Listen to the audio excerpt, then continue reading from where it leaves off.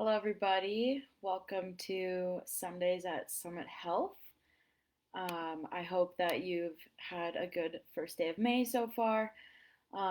Today, we're going to talk about saying no, which I know is something that's really difficult for a lot of us, um, myself included, and so that's why I thought this might be a nice topic. Some things that are difficult to say no to are obviously time commitments, saying no to people we love or care about, saying no to a dessert, and different things like that. It's not an easy skill, and it's not easy to know when is the appropriate time to take on a little bit extra and when is an appropriate time to say no, knowing that you might disappoint somebody. So, we're going to jump into that a little bit today. Um, so, when I was putting this together, I asked myself, why is it so hard to say no? And everyone has a different reason for this, but for myself, it's really hard to say no when I feel like I've disappointed someone, or I feel like I'm going to be flaky if I say yes and then cancel, or saying maybe staying up late and answering emails is the reason you got promoted. Maybe that's the reason that you have your job. Or you overextend yourself serving other people, and that's why they like you and that's why they spend time with you. Those things make it really tough to say no. And honestly, at the bare minimum, it's just easier to say yes. Saying yes and avoiding an argument or some sort of conflict a lot of times is just easier than overextending ourselves and taking on the task. However, every time you do say yes to one thing, you are saying no to something else, whether that's one other thing or a lot of other things. Whenever you say yes, you are also saying no to something else. For example, when you say yes to watching the kids because you feel guilty asking your spouse to be home early, you're saying no to that gym membership that you pay for but never get to use. When you answer a phone call from your boss at 9 p.m. or answer a client email while you're on the couch with your spouse, you're saying no to a full, restful night of sleep. When you say yes to caring for an aging parent or volunteering to chaperone your child's field trip, which are great things to do, but when you say yes to them, you're saying no to your own dentist appointment or that massage that you have a gift card for but haven't scheduled. Um, and the result ends up being that you're pulled in every direction, meeting everyone's needs but your own, and you start feeling overwhelmed, anxious, stressed, and you might even start resenting people you love and care about who don't know that they're asking too much of you. I want everyone to imagine what it would be like to say yes to yourself a little more often and tending to your own needs and goals. What if you said no to the things that get in the way of that? What would that look like? Um, it might sound selfish at first, and I want to step in and make the argument that it's not as selfish as it sounds. If you're always running at 50%, the people who you are loving and working so hard for, they only get 50% of you because that's all you have. And I'm guessing that you feel like they deserve more. They deserve more from you than 50%. They do, and so do you. So today we're going to talk about some ways to say no and how to differentiate when those when and where those no's show a full life makeover to make this work. We're just going to look for small changes that make the most difference, and you'll inch along at your own pace. And the more you do, the more your health will improve, your recovery will improve, and your energy will increase. You can't control other people's requests, your boss nagging you, your child needing something, your spouse, your parent needing something. We can't control the request, but we can control saying no, which is one of the most effective skills you can have to manage stress, which I'm guessing we all need to work on.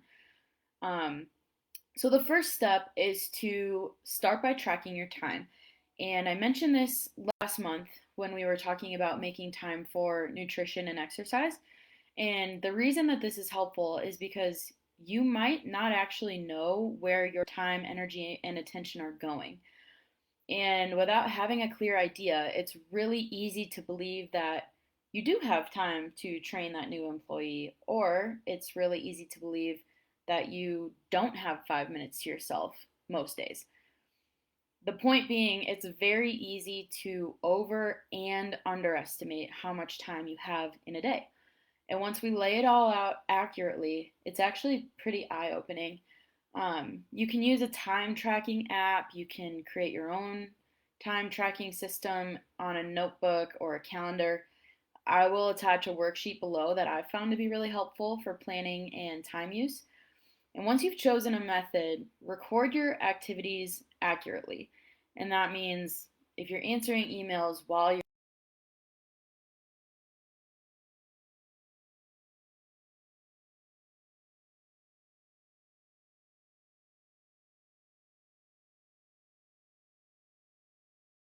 and energy and attention going where you assumed they were? Are you spending more or less time on certain tasks than you thought? And most importantly, do you feel good about where your time, energy, and attention are going? So be honest, but also be kind to yourself. This exercise will probably reveal some really uncomfortable truths. If you're like most folks I work with, your day probably goes something like this: 6:30 to 8:30, you're jumping out of bed, hitting snooze, wrangling children, making breakfast for everyone while checking work, texts, and emails on your phone, and trying to get kids off to school and daycare. Then at 8:30, about 8:30 to 2:30, you've got meetings and calls, and you work through lunch that you may or may not get to eat. And then at 2:30, you have a phone call with your financial advisor while also answering work emails while you're on that call. 3:30 hits, got to go pick up the kids. Because you skipped lunch, you're snacking on the leftovers from their lunches while you speed home so that you can hop on your 4 o'clock work call. 4 o'clock hits, you're sitting on your meeting while also making a snack for your kids, starting a load of.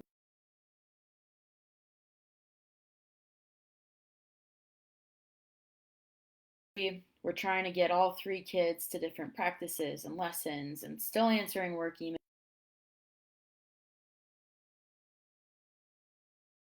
At home, remember that you need to bake cupcakes because tomorrow's your kid's birthday and he needs to take cupcakes to school. Try and bathe all the kids, look through their homework, get them off to bed, and make sure everybody's got lunch for tomorrow. 10:30, you're sitting in bed, exhausted, half watching Survivor with your spouse and still answering a few more emails. And by 12:30, you're just lying awake staring at the ceiling, worrying about tomorrow.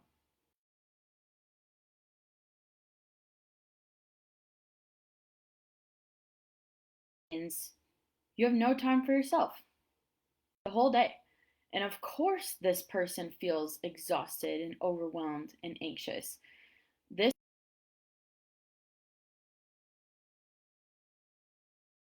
from they don't think of themselves as a slave to work, but the time diary reveals something very different. Um, so, what do we do with that? Okay, I'm a slave to work, or I'm a slave to other people. What am I supposed to do about that? Another reason we often say yes too often is we don't understand the trade offs. When we say yes, what are we saying no to? Go through your time diary that you made and ask yourself yes to blank.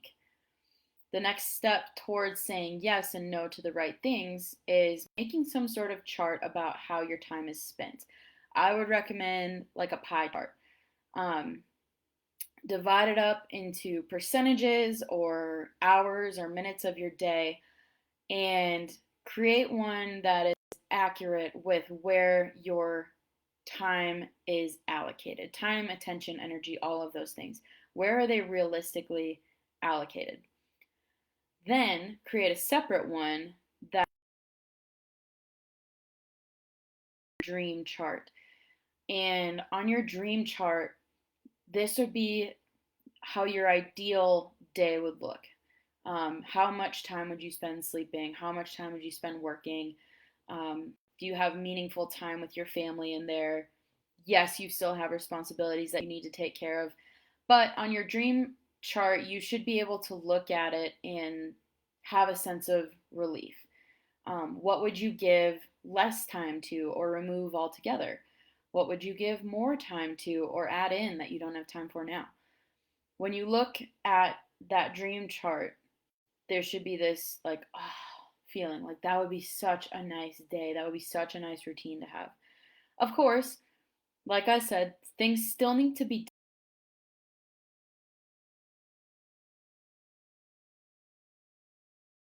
tweaked so that you have time for the gym. Yes, you still need to answer emails, but are there one or two that could wait until tomorrow so that you have time for a gratitude practice? It's okay to still have responsibilities that we don't even necessarily enjoy, but the goal is to balance output, caring for others, and input, caring for you and recovering. However, you balance it, your time is finite. You only have so much. So, the final steps to making small changes is to start making that dream pie a reality.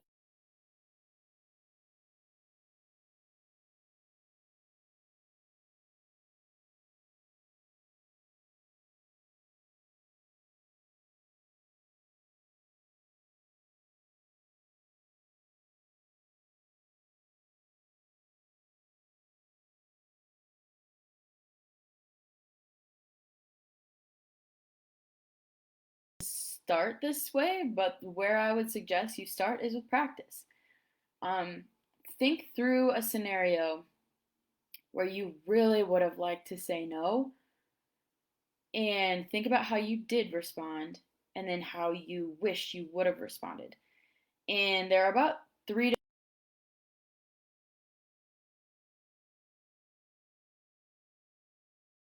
with for that right now. I'm sorry. The second one is just a simple nope, nothing else, just no. And the third, which is one that I've found to be very helpful, one, for easing you in to saying no, but two, it provides solutions. So that's offering a compromise of some sort, a no with a yes, as long as that yes fits within your boundaries. So it might sound something like this. Um, at 9 a.m., your boss puts a meeting over your lunch on your schedule when you're supposed to have a call with your nutrition coach. A good response to that might be, I can't make that meeting. Can we do it at 2 p.m. instead? You're saying no to the request, but yes to a different time. Yes, we still need to have this meeting. I understand that. It can't be right now on my time. Or you're asked to fly to Boston to speak at a conference, but it's your daughter's dance recital.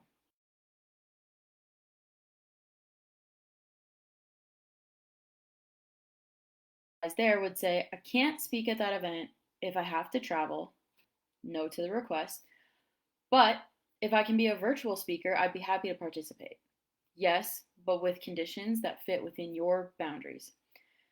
This way is my personal favorite, especially when I want to say yes, but I truly don't have the bandwidth, or it will come at the expense of my own well being. Consider practicing this in the mirror, even if it feels weird, but practice saying no firmly. It's really thoughtful of you to ask, but I can't do it. Or, oh wow, that does look delicious, but I'm full. Like I said, I'm not available after 6 p.m. Practice this in the mirror. Get comfortable saying no firmly. And even though practice can get awkward, it's really important. And here's why. As you practice, you might feel guilty or self indulgent or hear echoes of a parent who used to tell you that it was impolite to turn down dessert or it was lazy to turn down work. Keep practicing until that feeling starts to ease up a little bit, even if it never goes away completely, because it might not. Acknowledge that it's difficult to state your boundaries and commend yourself for doing that, whether it's just practicing or actually doing it in real life. And then get out there and start saying yes to you. And you might be surprised how much better you're able to show up for the things and the people that you care about. And honestly, whatever you say no to, just make sure to say yes to cheering for the Minnesota Wild tomorrow night as they start playoffs because we'll need that. So thank you for joining us. If you have any questions, please feel free to reach out or any cool stories about ways that you've found to say no. We're all interested to hear that. Check out the document that helps with the time diary, and we'll see you all in June.